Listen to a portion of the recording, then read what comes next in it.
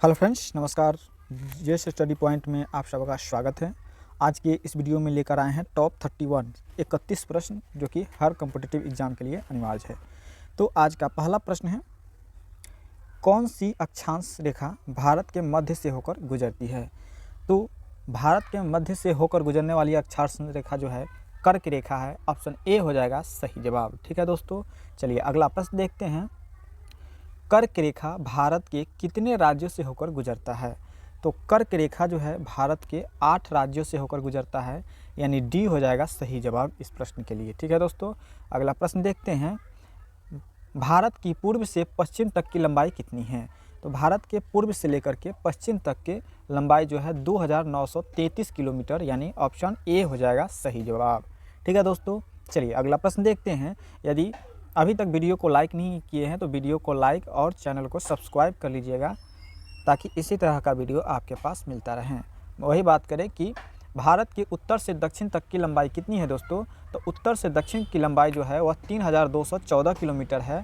ठीक है दोस्तों, यानी बी हो जाएगा सही जवाब। अगला प्रश्न देखते हैं। भारत के कितने राज्य समुद्र तट से में रेखा में हैं? तो भारत के कितने राज्य समुद्र तट के रेखा में हैं?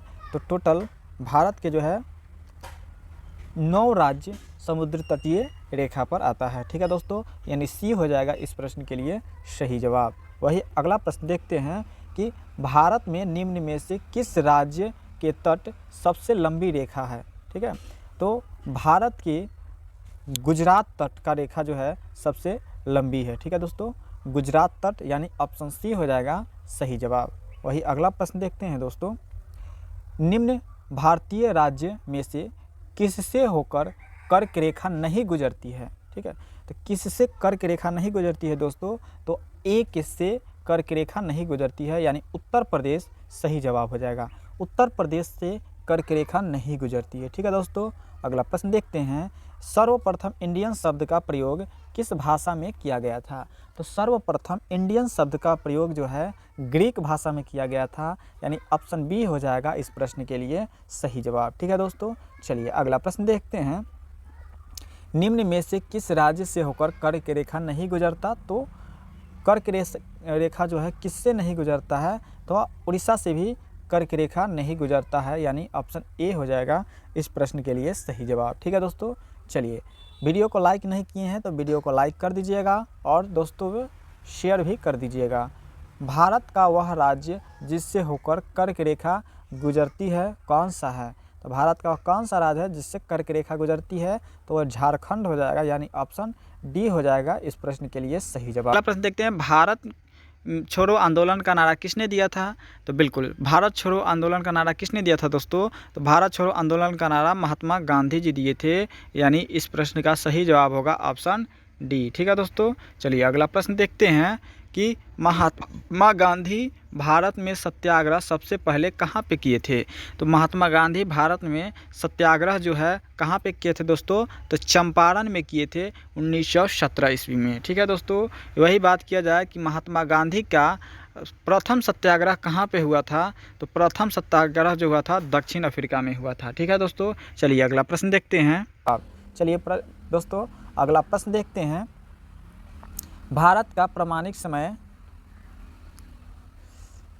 आदम पुल किस निम्न 2 देशों के बीच है?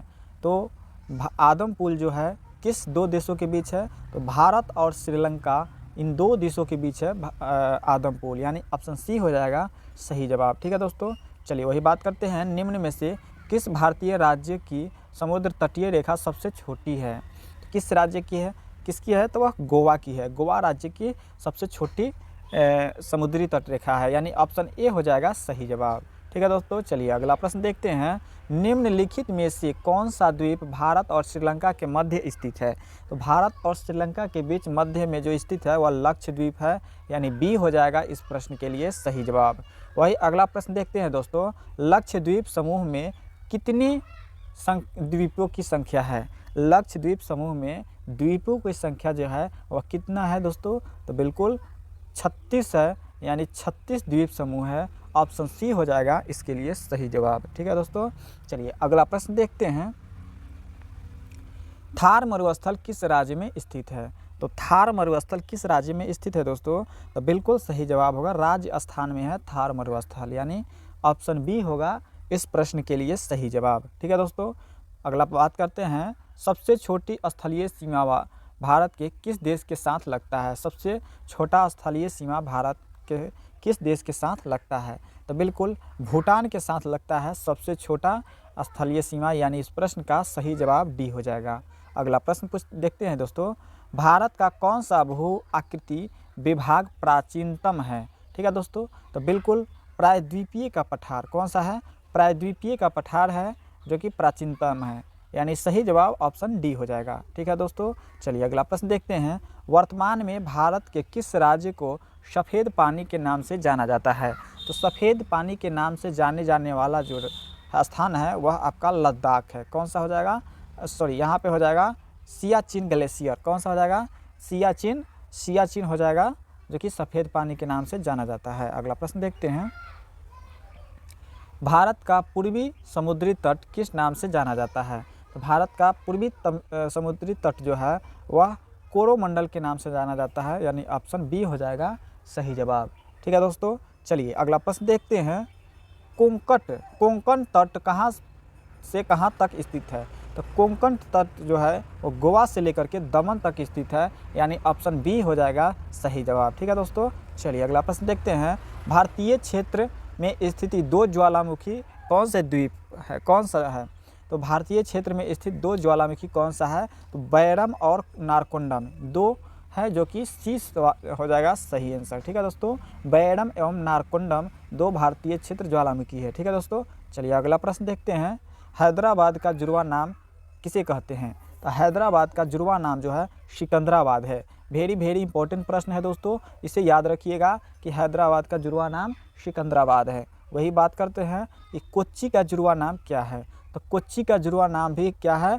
एर्नाकुलम है। ये भी वेरी इंपॉर्टेंट प्रश्न है, ए हो जाएगा सही जवाब। ठीक है दोस्तों, चलिए अगला प्रश्न देखते हैं, भारत का एकमात्र शीत मरुस्थल कहाँ पर है? कौन सा है? तो वह लद्दाख में है। कहाँ पे है? तो लद्दाख में है शीत मरुस्थल। ठीक है दोस्तों, चलिए अगला प्रश्न देखते हैं, निम्नलिखित में से कौन एक द्वीप है? तो निम्नलिखित में से कौन एक द्वीप है? तो बिल्कुल दीव एक द्वीप है, यानी बी हो जाएगा इस प्रश्न के लिए सही जवाब। ठीक है दोस्तों, चलिए अगला प्रश्न देखते हैं, निम्न में से कौन सा एक केंद्र शासित प्रदेश नहीं है? दोस्तों तो बिल्कुल त्रिपुरा जो है केंद्र शासित प्रदेश नहीं है, यह है एक राज्य। ठीक है दोस्तों, यानी त्रिपुरा राज्य है, ऑप्शन ए होगा सही जवाब। अगला प्रश्न देखते हैं, भारत की सबसे लंबी अंतर्राष्ट्रीय सीमा रेखा किस देश के साथ बनता है? तो भारत की सबसे लंबी अंतर्राष्ट्रीय सीमा रेखा जो बनता है वह बांग्लादेश के साथ बनता है, ऑप्शन डी के साथ जाएगा सही जवाब। ठीक है दोस्तों, चलिए अगला प्रश्न देखते हैं कि अरावली एवं विंध्य श्रृंखलाओं के मध्य कौन सा पठार स्थित है? तो अरावली एवं विंध्य श्रृंखलाओं के मध्य कौन सा पठार स्थित है? तो सही जवाब होगा मालवा का पठार, ऑप्शन ए हो जाएगा सही जवाब। ठीक है दोस्तों, क्या हो जाएगा? ऑप्शन ए हो जाएगा सही जवाब। सिलवासा का राजधानी कहाँ पे है दोस्तों? तो सिलवासा का राजधानी जो है वह दादर नागर हवेली है। कहाँ से है? दादरा नागर हवेली, ऑप्शन बी के साथ जाएगा इस प्रश्न का सही जवाब। ठीक है दोस्तों, तो आज के इस सीरीज में टोटल 31 प्रश्न को देखे हैं, जो कि हर कॉम्पिटिटिव एग्जाम के लिए अनिवार्य था। ठीक है दोस्तों, चलिए मिलते हैं नेक्स्ट वीडियो में। जय हिंद, जय भारत।